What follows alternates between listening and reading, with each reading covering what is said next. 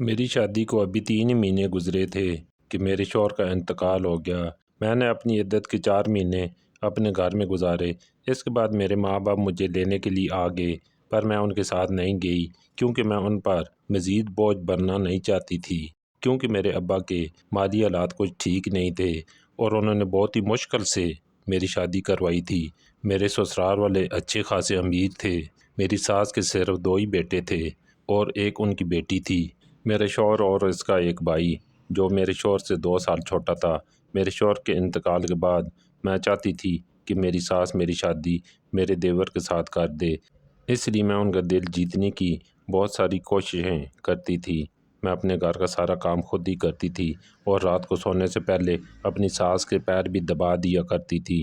مجھ سے جتنا بھی ہو سکتا تھا میں اپنی ساس کی خدمت کرتی تھی، کیونکہ میں چاہتی تھی کہ وہ ایک بار پھر سے مجھے اپنے بہو بنا لیں۔ میری ایک نند تھی شادی شدہ، وہ بہت ہی کم ہمارے گھر آیا کرتی تھی، کیونکہ میری ساس نے اس کی شادی بھی ایک بہت ہی امیر گھر میں کر دی تھی، اس لیے وہ اپنے میکے میں زیادہ تر آنا پسند نہیں کرتی تھی۔ اس کے گھر میں تو ہمارے گھر سے بھی زیادہ آسائشیں موجود تھیں اور وہ وہاں پر بہت ہی خوشی سے زندگی گزار رہی تھی۔ پر میری نند جب بھی آتی تھی میں اس کی بھی بہت اچھے سے مہمان نوازی کرتی تھی، اس کی پسند کے سارے کھانے بناتی تھی اور اس کے بچوں کا بھی بہت ہی خیال رکھتی تھی۔ اس بات سے میری ساس بہت ہی خوش ہوا کرتی تھی اور مجھے بدلے میں بہت ساری دعائیں دیتی تھی اور کہتی تھی کہ میری دعا ہے کہ میری دوسری بہو بھی اتنی اچھی مجھے مل جائے جتنی تم اچھی ہو، اور مجھے کہتی تم بالکل میری بیٹی کی طرح ہو، تم جس طرح میری خدمت کرتی ہو اس طرح تو کوئی بیٹی بھی اپنی ماں کی خدمت نہیں کرتی۔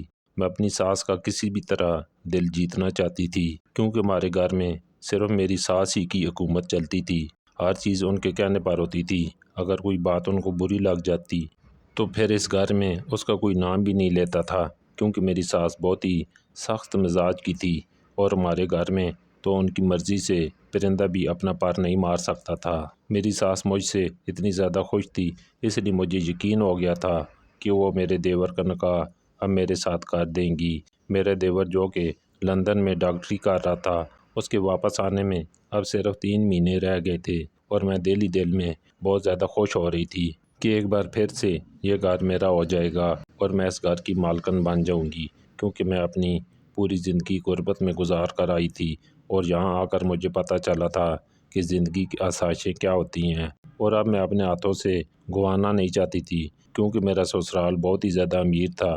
میرے سسر کی زمین تھی جو اسے اپنے باپ داداؤں سے ورثے میں ملی تھی اور یہ لوگ خاندانی امیر تھے، اور میرا دیور بھی مجھے بہت ہی اچھا لگتا تھا، وہ دیکھنے میں بہت خوبصورت تھا۔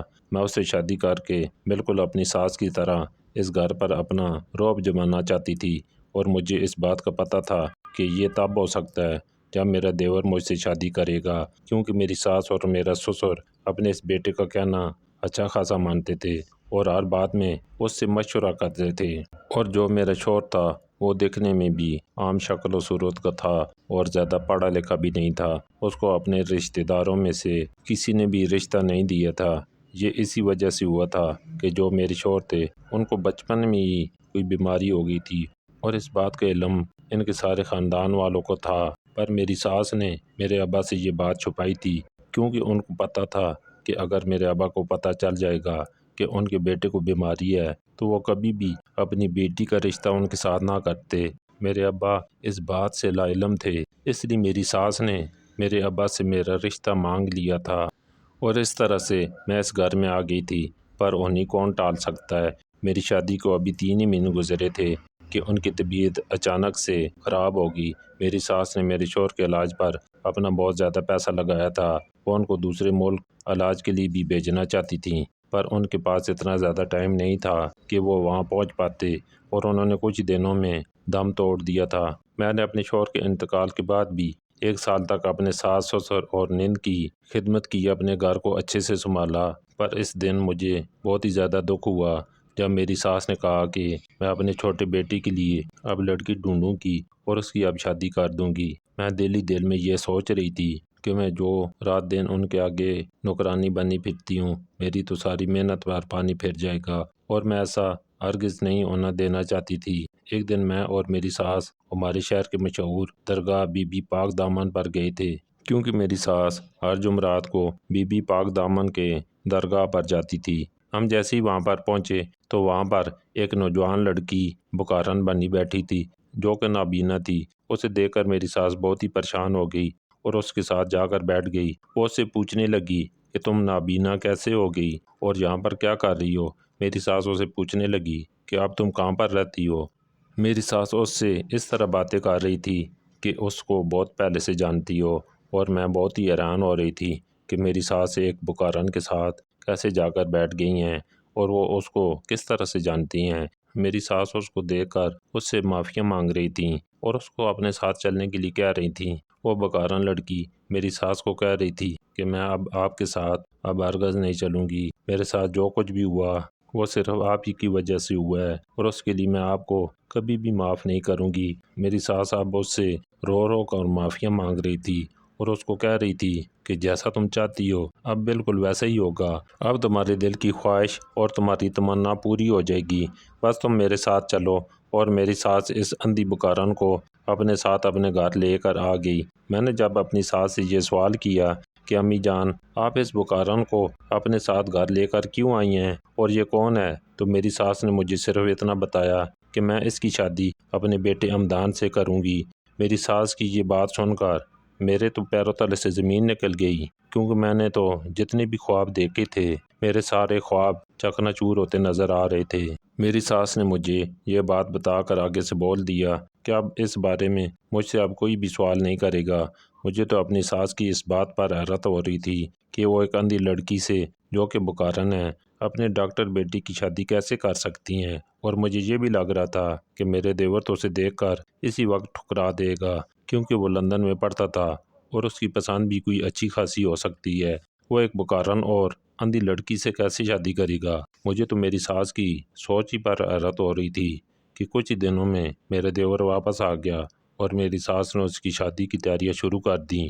میری ساس نے میرے دیور کو شادی کے بارے میں بتا دیا تھا، لیکن یہ نہیں بتایا تھا کہ اس نے اس کے لیے جس لڑکی کا انتخاب کیا ہے وہ لڑکی اندھی ہے۔ میں نے بہت ہی کوشش کی کہ اپنے دیور کو کسی طرح سے یہ بات بتا سکوں کہ آپ کی ماں نے ایک بکارن لڑکی چنی ہے آپ کے لیے، پر میری ساس نے سختی سے منع کر دیا تھا کہ حمدان کو اس بات کے بارے میں پتہ نہیں لگنا چاہیے کہ اس کی شادی کس کے ساتھ ہو رہی ہے۔ جب نکاح کا وقت ہو گیا اور میرے دیور اس لڑکی کو دیکھ کر بہت ہی زیادہ خوش ہوا تو میں یہ دیکھ کر حیران ہونے لگی کہ آخر میرے دیور اتنا خوش کیوں ہے۔ ایک اندھی لڑکی اس کی بیوی بننے جا رہی ہے اور پھر بھی وہ بہت زیادہ خوش ہے۔ میری پریشانی میں مزید اضافہ ہوتا جا رہا تھا، کیونکہ مجھے تو کچھ بھی سمجھ میں نہیں آ رہا تھا۔ میرے دیور کا اس اندھی لڑکی کے ساتھ نکاح ہو گیا اور میری آنکھوں کے سامنے وہ اپنی بیوی کا ہاتھ پکڑ کے اپنے کمرے میں چلا گیا اور میرے سارے خواب دھرے کے دھرے رہ گئے۔ میری ساس نے مجھے حکم دیا کہ میرے دیور اور دیورانی کی ساری ذمہ داری مجھے ہی اٹھانی ہوگی، کیونکہ وہ اندھی ہے، اسے کچھ بھی نظر نہیں آتا، اس لیے ان کے کھانے پینے سے لے کر ان کے ہر کام کی ذمہ داری مجھ پر ڈالی گئی تھی، اور مجھ سے یہ بات بالکل بھی برداشت نہیں ہو رہی تھی کہ میں پہلی تو اپنے ساس کی خدمت کی ہے اس گھر میں اور پھر دیورانی کی نوکری دیتی پھروں۔ میں نے ہمت کر کے ساس کے ساتھ آج بات کرنے کا فیصلہ کر لیا اور اس کے کمرے میں چلی گئی۔ میں نے ساس سے پوچھا کہ آپ نے میرے بارے میں آخر کیا سوچا ہے؟ آپ کب تک مجھے اپنے گھر میں اس طرح نوکرانی بنا کر رکھیں گی؟ پہلے تو صرف آپ تھیں، اب تو آپ نے ایک اندھی لڑکی کو بھی میرے سر پر آ کر بٹھا دیا۔ آپ میرے شوہر کی ماں تھیں، اس لیے میں نے آپ کی خدمت اپنے دل و جان سے کی تھی، پر میں اس اندھی بکارن کی نوکری نہیں کر سکتی۔ میری ساس نے مجھے کہا کہ آ کر میرے پاس بیٹھ جاؤ، میں تمہیں بتاتی ہوں کہ وہ کون ہے۔ اب میری ساس مجھے بالکل بھی اچھی نہیں لگ رہی تھی۔ میرا دل نہیں کر رہا تھا کہ میں اس کے پاس جاؤں، میرا دل کر رہا تھا کہ میں اسی وقت اس گھر سے چلی جاؤں، کیونکہ میں اپنے ہر مقصد میں ناکام ہو گئی تھی اور مجھے ان کی کوئی بھی بات مزید نہیں سننی تھی، پر میں ایسا کچھ بھی نہیں کر سکی۔ مجھے مجبوراً اپنی ساس کے پاس جا کر بیٹھنا پڑا۔ میری ساس نے مجھے بتایا کہ جب حمدان لندن نہیں گیا تھا، یہ تب کی بات ہے، اس نے مجھے بتایا کہ یہ لڑکی ہمارے محلے میں رہتی تھی اور حمدان اس کو بہت ہی پسند کرتا تھا۔ یہ لڑکی بھی حمدان کو بہت پسند کرتی تھی۔ حمدان نے مجھے کافی بار کہا تھا کہ میں اس کا رشتہ لے کر ان کے گھر چلی جاؤں، پر وہ ہم سے تھوڑے غریب لوگ تھے اور میں ہمدان کا رشتہ بہت ہی امیر خاندان میں کرنا چاہتی تھی جو کہ میری ٹکر کا ہونا چاہیے۔ ہمدان نے بھی مجھے بہت سمجھایا کہ انسان کی خوشیوں کے آگے پیسے کا کوئی بھی مول نہیں ہوتا، پر مجھے یہ بات سمجھ نہیں آئی تھی۔ میں اس لڑکی کے ماں باپ کے گھر گئی تھی اور ان کو کہا کہ اپنی بیٹی کو سمجھاؤ کہ میرے بیٹے سے دور ہو جائے ورنہ آپ کے ساتھ اچھا نہیں ہوگا۔ میں جانتی ہوں کہ آپ کی ساری نظر میرے پیسوں اور میری جائیداد پر ہے، اس لیے آپ نے اپنی بیٹی کو میرے بیٹے کو بسانے کے بارے میں کہا ہے، پر جیسا آپ چاہتے ہیں ویسا بالکل بھی نہیں ہوگا، میں ایسا ہرگز نہیں ہونے دوں گی۔ اس لڑکی کی ماں نے مجھے رو رو کر کہہ دیا کہ ہم نے اپنی بیٹی کو ایسا کچھ نہیں کہا، ہم غریب لوگ ہیں پر عزت والے ہیں، آپ جہاں آ کر اس طرح تماشا کریں گی تو محلے میں ہماری کیا عزت رہ جائے گی، مہربانی کر کے آپ یہاں سے چلی جائیں۔ اس عورت نے مجھے کہا تھا کہ میں آج کے بعد اپنی بیٹی کو آپ کے بیٹے سے ملنے نہیں دوں گی، آپ بے فکر ہو جائیں۔ اس وقت جب میں ان کے گھر گئی اور ان کو ساری باتیں سنا کر آ رہی تھی تو ان کے گھر کے باہر کافی لوگ جمع ہو گئے تھے اور سارے محلے کو اس تماشے کے بارے میں پتہ چل گیا تھا۔ اس لڑکی کی ماں بیچاری تو بہت ہی شرمسار ہو رہی تھی اور بہت زیادہ رو رہی تھی۔ جب میں واپس اپنے گھر آئی تو ہمدان مجھ سے بات بالکل بھی نہیں کر رہا تھا۔ میں نے اس کو کھانے کے لیے بلایا پر اس نے کھانا کھانے سے بھی منع کر دیا۔ ہمدان کی یہ بے رخی مجھ سے بالکل بھی برداشت نہیں ہو رہی تھی، کیونکہ اس سے پہلے کبھی بھی وہ ایسا نہیں تھا کہ ہمدان مجھ سے بات نہ کرے اور میری کسی بات کا جواب نہ دے۔ ہمدان تو میرا اتنا فرما بردار بیٹا تھا جو میری ایک پکار سے بھاگا میرے پاس آ جاتا، اور اب یہ اس وجہ سے ہو رہا تھا کیونکہ اس کو اس لڑکی نے فون کر کے بتا دیا تھا کہ میں ان کے گھر گئی تھی اور ان کے ماں باپ کو سارے محلے کے سامنے بے عزت کر کے آ گئی ہوں۔ اگلی صبح کو ہمدان جب گھر سے باہر جا رہا تھا اور اس سے پوچھا کہ کہاں جا رہے ہو تو اس نے مجھے بتایا کہ میں نیلم سے ملنے جا رہا ہوں۔ میں نے اس کو بہت ہی روکا، میں نے اس کو کہا کہ میں اس غریب لڑکی سے تمہاری شادی ہرگز نہیں کرواؤں گی، اس کی نظر صرف تمہاری دولت پر ہے جو تمہیں نظر نہیں آ رہا۔ ہمدان میری ساری باتیں سن کر باہر چلا گیا اور اس نے مجھے کسی بھی بات کا جواب نہیں دیا۔ تھوڑی دیر کے بعد جب وہ واپس آیا تو بہت ہی چلا چلا کر رو رہا تھا۔ وہ اپنے کمرے میں چلا گیا اور اس نے وہاں پر رکھی ہوئی ہر چیز کو توڑ دیا۔ میں نے اس کے کمرے کا دروازہ بہت زیادہ کھٹکایا پر اس نے مجھے ایک جواب تک نہ دیا اور خود کو کمرے میں بند کر دیا۔ اس نے سارا دن کھانا نہیں کھایا اور ہمدان کی یہ حالت مجھ سے بالکل بھی برداشت نہیں ہو رہی تھی، کیونکہ میں اس کی ماں تھی، وہ مجھے دل و جان سے زیادہ عزیز تھا۔ میرا بڑا بیٹا جو پہلی بہت بیمار تھا، پر اب میں اپنا یہ بیٹا کھونا نہیں چاہتی تھی۔ میں کیسے بھی کر کے اس لڑکی اور اس کی فیملی کو اس شہر سے باہر نکالنا چاہتی تھی، کیونکہ مجھے ایسا لگتا تھا کہ اگر وہ یہاں سے چلی جائے گی تو ہمدان کا رابطہ اس سے ختم ہو جائے گا اور یہ اس طرح ٹھیک ہو جائے گا۔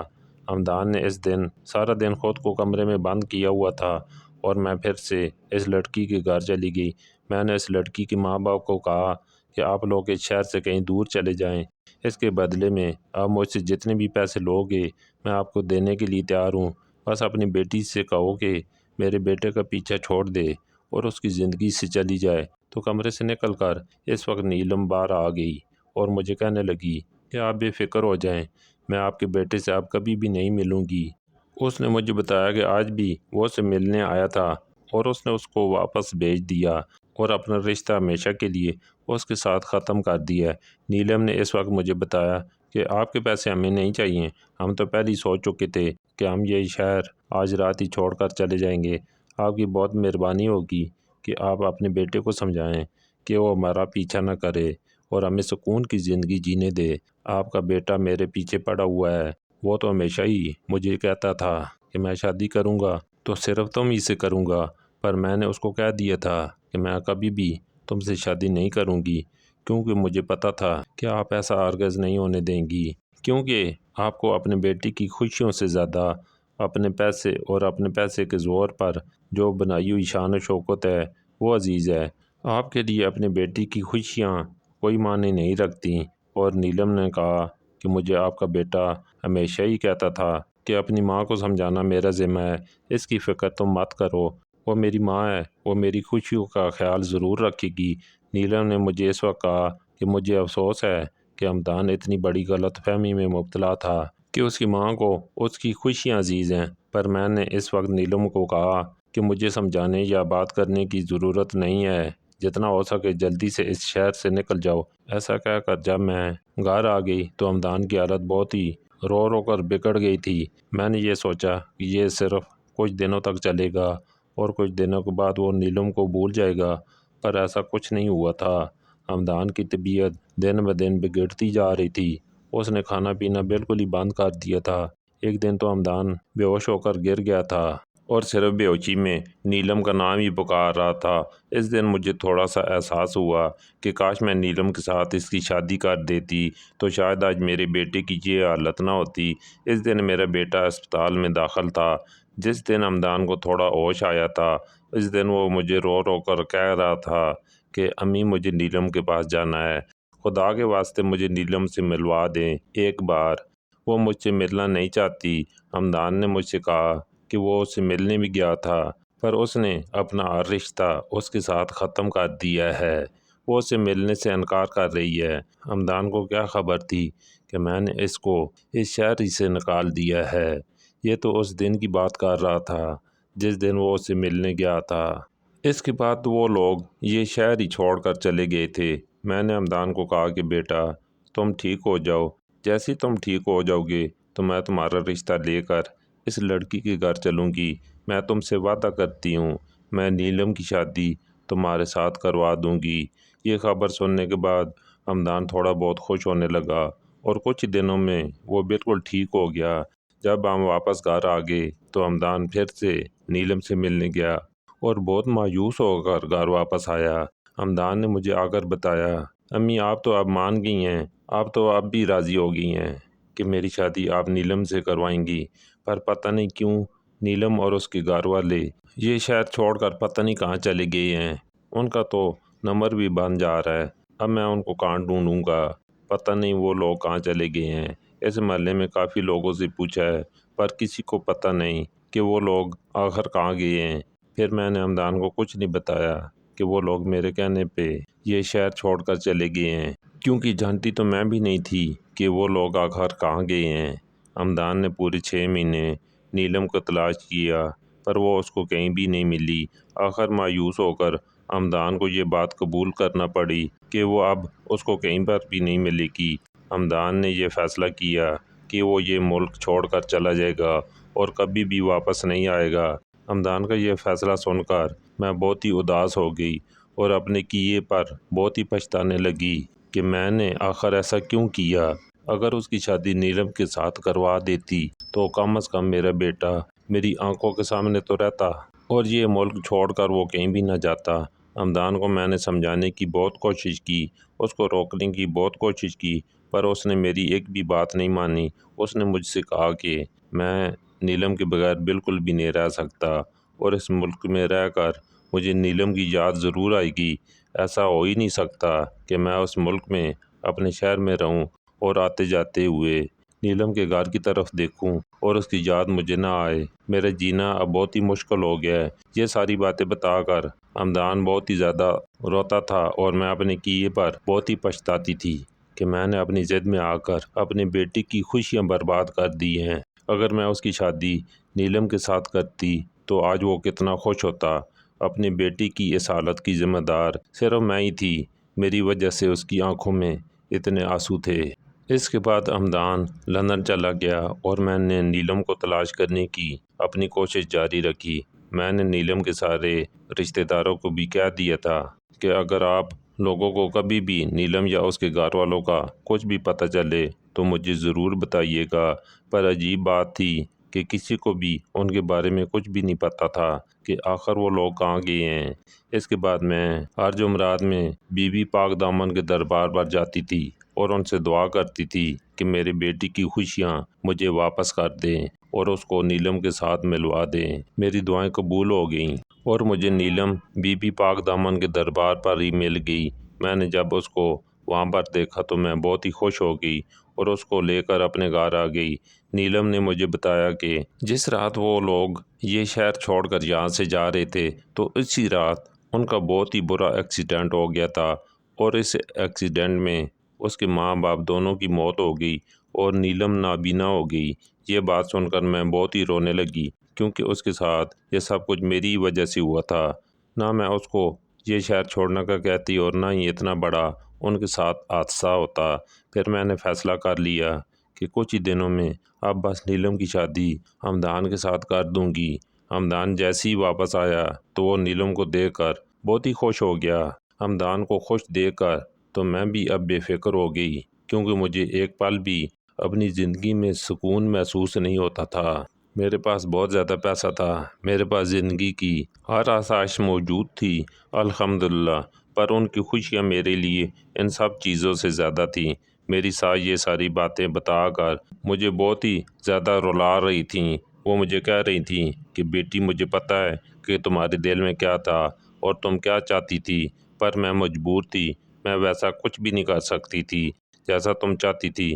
تم میری بیٹی ہو، تم نے جس طرح سے میری خدمت کی ہے اس کا اجر تمہیں اللہ پاک ہی دے گا۔ تم جیسا چاہو گی اب میں ویسے ہی کروں گی۔ اگر تم شادی کرنا چاہتی ہو تو مجھے بتا دو، میں تمہارے لیے اچھے سے اچھا رشتہ دیکھ کر تمہاری شادی کسی اونچے خاندان اور امیر خاندان میں کر دوں گی۔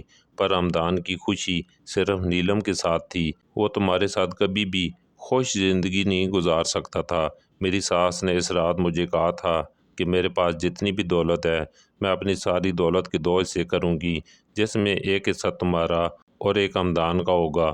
اگر پھر بھی تم اپنی زندگی کا کوئی فیصلہ لینا چاہتی ہو تو تمہیں پورا حق ہے، تم جو کہو گی میں ویسا ہی کروں گی۔ اپنی ساس کی ساری باتیں سن کر مجھے اس وقت احساس ہوا تھا کہ میں جو کچھ بھی سوچ رہی تھی وہ بہت ہی غلط سوچ رہی تھی۔ میرے دل میں بھی دولت کی لالچ کتنی بڑھ گئی تھی کہ مجھے اپنے گھر والوں کا پیار بھی نظر نہیں آ رہا تھا۔ اگر وہ چاہتے تو اپنے بیٹی کی موت کے بعد مجھے اپنے میکے بھیج سکتے تھے، پر ان لوگوں نے میرے ساتھ ایسا کچھ بھی نہیں کیا اور میری ساس نے اپنی بیٹی بنا کر مجھے اپنے پاس رکھا۔